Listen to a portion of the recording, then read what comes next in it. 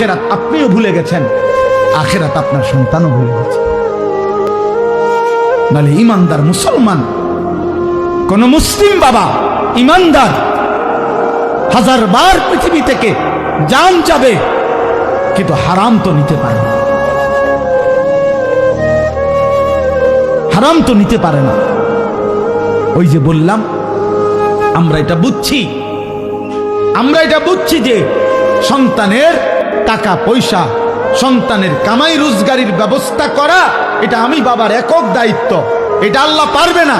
আল্লাহ ছোটবেলায় মার মুখ থেকে দুধ পান করাইছে, এটা যদিও পারছে, ছোট্ট থাকতে পারছে, আল্লাহ 16 বছর 18 বছরের সন্তানকে আর লালন পালন করতে পারবে না।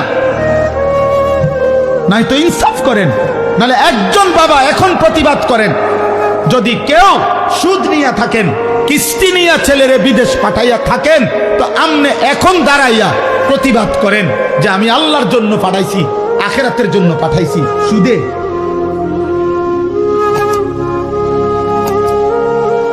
বলেন, এখন প্রতিবাদ করেন, এখন বিচার হইব আমার।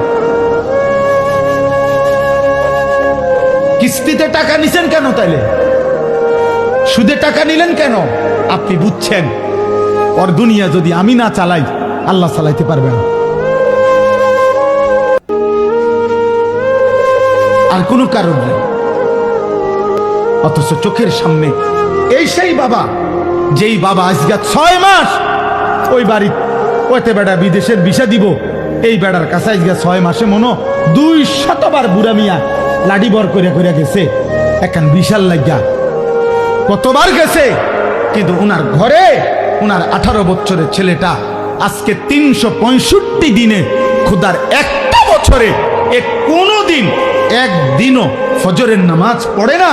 এত বড় নিকৃষ্ট জানোয়ার মুসলমানের ঘরে ঘুমায়, এই বাবা একটা কাঁদেও না, একটা বার একটা মানুষের কাছে বলেও না, ফুলাটারে একটা বার জিগায়ও না, কিরে আব্বা তুই মুসলমান কিনা সেটা বল।